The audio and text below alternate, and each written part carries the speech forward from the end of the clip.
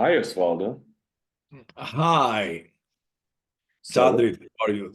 Thank you for the invitation to have a conversation. let's talk about your work called Anesthesia. Can you give some background and when it was created, for whom it was created, who commissioned the work? Okay, uh, that's a good question. I always writing ideas and do my research. And I was invited by Berta Sitges, a curator for Biennale, the first Biennales in Cartagena de Indias, Colombia. I don't know what it was a challenge anyway. It was the first time they want to make an biennales in the city, and I was working in a work titled Anesthesia. As we know, anesthesia meaning when you put anesthesia, you damp your muscles. So an is the negation of aesthesia. And I love the etymology and the root of the word aesthesia because aesthesia is to sense, to feel.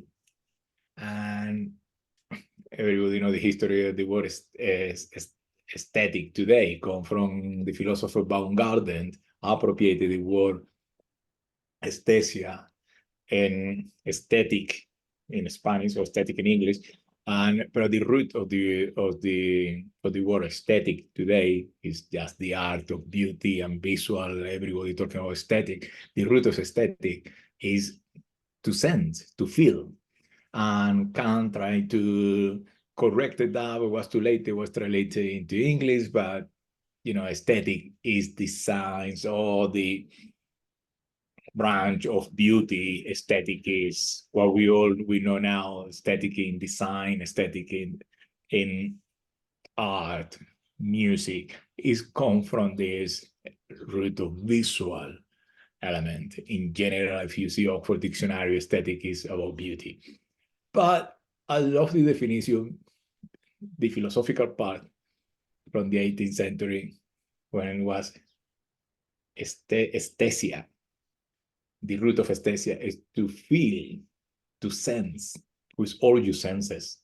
So in this ocular-centric society when everything is visual, and with all the developing neuroscience about how Richard Axel, Mary Boone got the Nobel Prize because they describe how the perceptors, how many perceptors we have in our nose and how great is a sense of smell and how much developing the part of audio, how acoustic is and smell is converting image through the neurons. So the whole idea of aesthetic be only visual is quite obsolete. The whole art history getting quite obsolete in dividing vision, acoustic, olfactory. Was an science from England was Aristotle was wrong, so we have been wrong as well. You have to try to count the 5 senses. We go more senses. When I say we go more senses, we go more ways to get into the brain. So when I was studying, I wrote a manifesto in olfactory-acoustic compositions, when we can actually go into the brain. As I said before, it's a lot of research in neuroscience, how smell is converting image, how the acoustic is converting, how open up, the perception, how we understand the world from outside to inside. So I really celebrated all this new pathway to get into the brain. We have relied everything in vision or acoustic or only in olfactory. So I think it's more complex than that simple classifications of one sense, one media, or one thing. So when I was doing my research on aesthetic, and as I said before, love the idea more, that philosophical idea of senses, to communicate through the senses. I read as well, I remember very well, a Venezuelan biology was talking about the communication of the bees was a tactile communication. And such a society of animals, like bees, bumblebee, and all these colonies communicated so clear, so well developed, yeah, but tactile, vibration and tactile. They don't have ears like we have, but they are not deaf. They hear in their own way. They have in the antenna some system they call Johnston, when there's a cluster of neurons when they really pick up the vibration.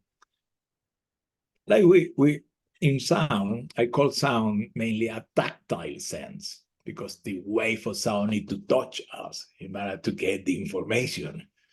So as a sculptor, I love to talk of volume and tactile sense when I talk about sound. Smell as well, they are molecules, they have weight. Until they touch your perceptor, image appear.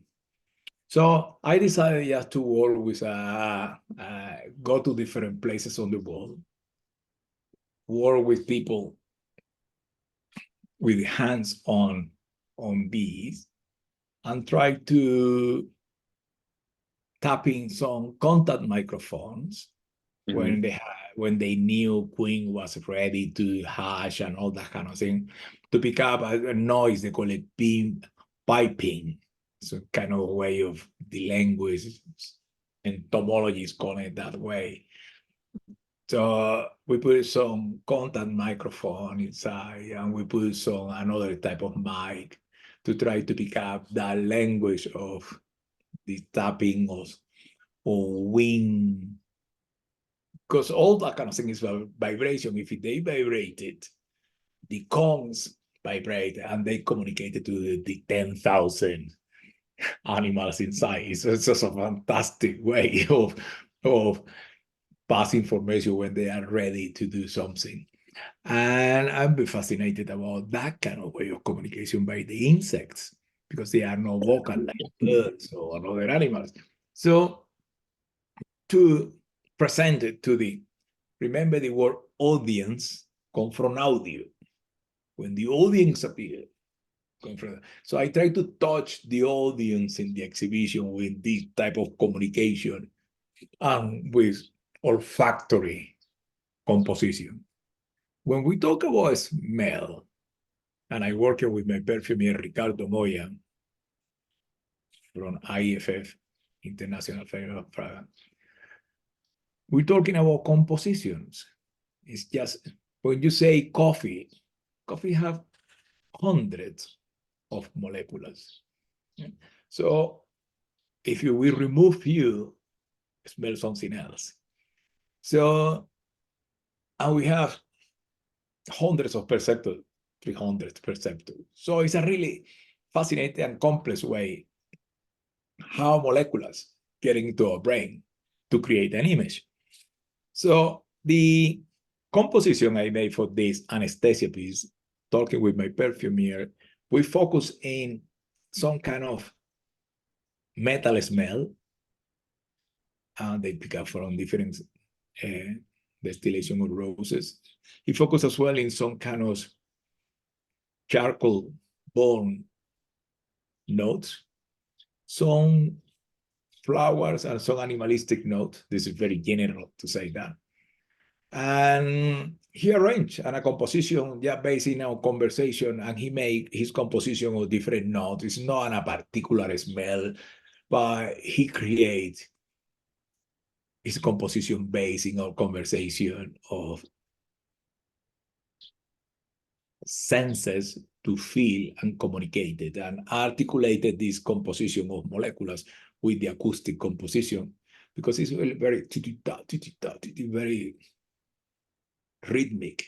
So he tried to create that too, to present a work where the audience or a spectator confused can actually expand the language of a sculpture, or try to read with more senses than the usual one visual. So it just expand the vocabulary. Yes.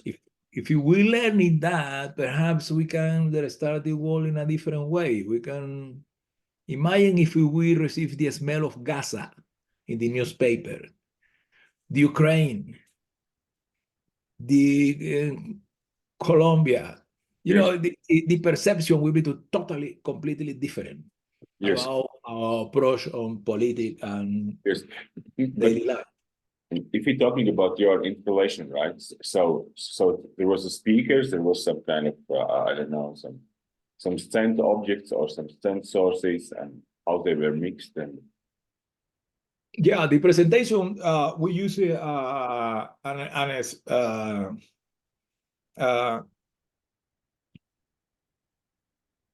I make like a mesh with carbon fiber, very light material.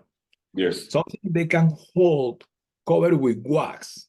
Use wax because wax we're mixing with the smell and they can actually retain the molecule for longer. Yes, got it. Inside we have some lighting. So the lighting give you a little bit of heat, or 16 volt, and the heat help the molecules to release. Yes, got it. It's in a kind of object diffuser. Yes, got it. So you hang it with kind of aesthetic thing. Yes. Of this wave is always thinking how molecules and audio in our brain coming together to create something else. You know, you bring the symphony of molecules, symphony means play together, the molecules, and you bring the symphony of different recording playing together, and how in the brain can create a fair experience of, yes, you know, push, I would say push or expand the library of vision. One thing is vision, another thing is where you get more information through the molecules, more information through the acoustics. You can expand the way you approach and read something. Got it. And those, right, this sound, as I understand, it was mainly the source was field recordings from the bees, right? From the bees. Totally, yeah. And this smells was helped created by EFF, right? Those smells, right? And then you put it into this visual installation, and this visual installation, due to the wasp helps retain molecules, but when it heats up, it just helps to release. Yeah, exactly. And how long was this musical material? Well, the acoustic, normally I do 10 or 12 minutes and they will be in loop. And I recorded in the Arctic, and I recorded in Cabo Verde in Africa. Yes. I recorded in Cartagena, Colombia, in Turbaco, and I recorded in Istanbul. And I make first an oral archive with the beekeepers. Yes. And they are a particular human beings. Yes. And they understand everything what is going on in these boxes. Really? Because more of them, they have been doing this kind of thing for 10, 20 years. So I love to hear learning from them what they understand about the language of the acoustic and the acoustic part of the hive and the communication. And obviously you have a lot of research about that on neuroscience of the bees in the brain and all that kind of thing, the antennas, the sensor. It's a lot of, this is the entomology. Yes. That's right. This, I read that like a fiction, because every couple of years they found something new. But I love is the empiric knowledge. Yes. Of a guy, go and have African bees, and they take the honey just at night with a red light because this is the right time to work on. Yes. And how many scents molecules? What kind of scents they were used? With the approximately, I think he used 10 or 12 for the composition of a smell. Yeah. And what kind of scents Some synthetic and some organic smell. For example, you have some kind of molecular note of honey smell. They have another note of charcoal, something burning smell. They have another using a selection of roses of metal smell. So really metallic. But the great thing to use it is metallic things. If you hear something, it's like tan, tan, tan, tan. And you go for another information from your nose, this kind of metal. When I say metal smell, if you go into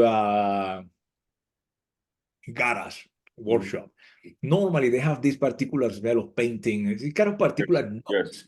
So he uses this kind of, it's not a perfume. That's the reason why we're talking about smell. It's not something you're going to apply yourself. What a pretty smell. And then when you're talking, right, you said 12, it was somehow managed, that all 12 was combined into one structure, and it was released simultaneously, or it was some kind of mixture, so that I don't know, the first 10 goes and then second, and somehow linked with the music. Smell is something fantastic in that sense of when you put this. Okay, so before I explain that, we like reductionism. We like to put things, reducing something else in one thing, but in reality, it's more complex like that. As always I say, the smell. We say smell coffee. Coffee. Everybody knows the smell of coffee. But this kind of thing have like 1,000 of molecular compound to create this smell of coffee, and various temperature, location, grain, and all. But everybody can generalize the smell of coffee. With the smell, we try to generalize the smell of coffee. Okay, here is the composition. Molecules fly in different intensities, depending as well the amount of intensity you do in your weight of your composition. So depending as well the percent we apply in the wax and how noisy we want the smell to be. When we saw the space was quite open, so we lifted. When we work in a gallery, we measure the cubic meters of the space. We go into the lab, we work in 1 meter cube, and we happy with the smell. We multiply with, for example, 30 meters cube is the gallery. We multiply by 30, and we put the exactly amount of molecular inside the space. You follow me? Yeah. So it's a sculpture. We threw in the space the amount of molecular can be holding in the space. No more, no less. Yeah. So we study the space. That's what I make is, and what I mean when I say smell sculpture. We modeling the space with some molecular. But it's not one molecular. It's this combination of nodes. In molecular high nodes, we wanted to be more pushing in this metal smell. You can arrive to the place and have the smell of honey because you can hear honeys or wings. Your brain started to put one to one together very quickly. So it's kind of sweet smell when you get in, but as soon as you get closer, you get this kind of metal smell. So you modeling the space with the amount of molecules you put in your composition. So actually, time passing, some molecules will be light, will be go up, some heavy molecular will be going to the floor. So it's a lively wind passing, light molecules moving right to the end, the heavy one get in the place. In a week time, will be something more condensed, the heavy molecular, the light will disappear. So it's a constant movement. It's no vision, but the information is there, and we can actually, in the middle of the week, go and spray more stuff of the composition. We can spray the base. We can put molecules on the floor. We can mop the floor with the smell, and you see the space, but it's coming from the floor. You take in your shoes. We do ton of things. We can brush the Yes. words. And how you choose the title for the piece? Anesthesia Yeah. is regarding to this the idea we don't feel. Yeah. When you say anesthesia, you don't feel it. And as I said before in the etymology, an is the negation, esthesia is to feel. Yes. And the word esthesia was converted in aesthetic as a visual element, and they ignore the rest of the senses. Yes. Thus, they so can try to reverse that and explain that it's wrong to use appropriate the word of aesthetic, just as the science of division only. So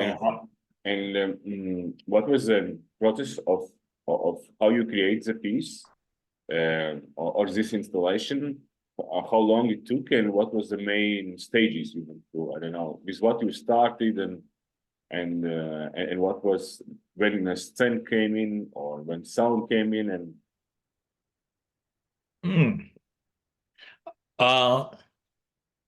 I don't think in my work exists the beginning and the end. It's a long research. It's ongoing research on reading on smell, reading on acoustic. I try to use it mainly bioacoustic. I'm fascinated by well-developed animals communication. It's effective. Mhm. I don't try to create music of that. I just appropriate it. I don't do music. I respect music. Music is something else. I just use it the acoustic of this language and appropriate in some way, recording with the equipment I have available, and try to create as a frame for thinking. It's not an answer. It's not an studies of bioacoustic or study of the bees. Or I don't know. I don't do that. And just an appropriation of a well-developed way of communication as a frame, combined with an olfactory questions to try to thinking in a different way Mhm. or approach knowledge from a different angle. Perhaps we can find another way to question this complex reality where we live now. It's not an illustration of an science research. It's not an illustration of of, of something else in particular. It's more than a frame for thinking, immersion, immerse in this complexity to see how we can articulate in a different question Mhm. to this complex world where we live now. Because now we live in a mess, totally. I don't say like a save the animal. We don't save ourselves yet. Anyway, we're killing each other like crazy. We produce armor like hell, and we're still selling arm like anyone can buy any armor can kill anyone. So we sometimes say, yeah, we need to save animals. And I totally agree with that. We have to save the planet. That's it. But we don't save ourselves yet. Can you imagine the same installation but with only sound? Would it work? Say again. The same installation, but only sound without sense. Would it work? And so I have some pieces with audio. So always as well, depending of the exhibition concept of the curator, depending of the dialogue and locations and all that kind of issues. And sometimes one research fit another one. And yeah, is never the work is finished. That piece is just and you have a deadline and you put your ideas together, but this research continue into the next one. Yes. Would this particular piece, Anesthesia, would it work without the sense smells, only sound? No, no, I'm not interested in a sound because I study visual art and I don't get out from the visual art to make me in a box of sound or get it out of the visual art to make me in a box of smell. or everything is ultimately more just only. No, I think, as I say in the beginning, in the last 20 years, what we have been, the whole research in neuroscience open up a new way to understanding how brain creating knowledge, how knowledge is conformed. The knowledge is conformed by the sum of the senses. So I focus in acoustic and olfactory. They are tactile senses. So you immerse yourself in a experience beyond vision. Perhaps the vocabulary of the understanding of present in the planet perhaps expand. And more words we have, more understanding or explanation we have. So it's just a way to, we have that knowledge in our brain. It's just simple and dust. And everybody has 365 perceptors in the nose, but just simple, more we use technologies or approaches you use for this particular scent part, right? You little bit explain it was in the WASC, it was, but can you just elaborate how you created all that and how it worked, this particular scent part? Sorry, can you repeat that question? So, right, as I understand, there was the speakers with the audio, and then there was this installation with, like, let's say, scent sculpture. Mm-hmm. And what kind of technologies you used in that? The technical thing. Well, the smell is working with in the lab. Yes. With AFF. Yes. They send the concentrated part to me. Depending on the diffuser, depending on the space, we calculated the intensity. Depending the amount of people visited the exhibition, we put the amount of smell as well. As I say, for an opening, sometimes we mop the floor. So you go smell not only in the object, you go smell in your shoes, you take in your clothes. So we focus in and make sure the molecules are present. The acoustic part varies in budget, in technical facilities, and sometimes it's just, I do composition of 8 channels, sometimes I do composition 22 channels, using modular and octagonal. I did in different places. In Riga was 22.2, so 20 speaker plus 2 subwoofer, or can be done 8-channel composition. So I created 4 and 4, like a dialogo, antifonales. So this kind of conversation like in a choir, when one sound, another response, one question, another antifonales. Antifonales, I think that's the word. Yeah, this kind of conversation like in a choir. So when I do the composition, I bring all that kind of 4 places where I have been in the world. When I put the contact microphone, I use a different one, Marcus Berry, another type of contact. Sometimes I put, ambisonic microphone for a bass side there. So we have the whole recording for 4 channels. Yes. So when I bring this stuff to the studio, I will do the composition. Yeah.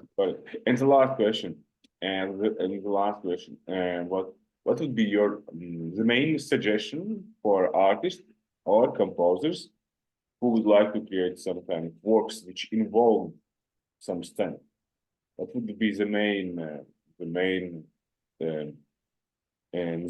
suggestions to them from your own experience?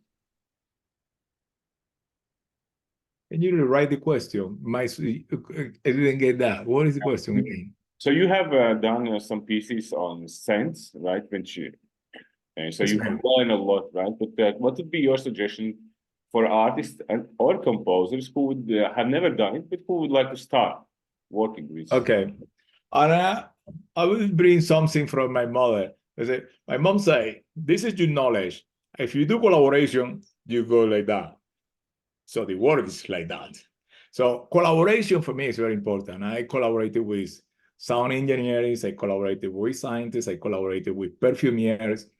And collaboration is as I say, I work in bioacoustic. I work with a fantastic laboratory in UK when they just dedicated to bioacoustic because they research the way the sense of hearings, for example, of some grasshopper is here is on the elbow. So they research how this information reach. Perhaps they can create some sense of hearing and people put in this part of the world. They study animals to see how apply into human, improve human quality. So it's great to collaborate, take 10, 15 minutes with scientists to enrich your thoughts. And after you discuss with a perfumier, because I study perfumier in India, I am no perfumier.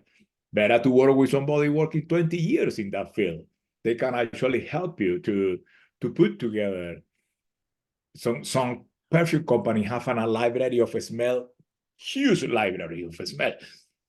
Perhaps these people can help you to guide you and also do a course as well. You know, if you want to work in sound, you know, take your time and do some kind of sound engineering. So you know exactly how these things work. You understand type of microphone. If you're going to do some work in a smell, you know, join a course on chemistry and perfume. So you know exactly what is molecules and how they kind of behave in the space.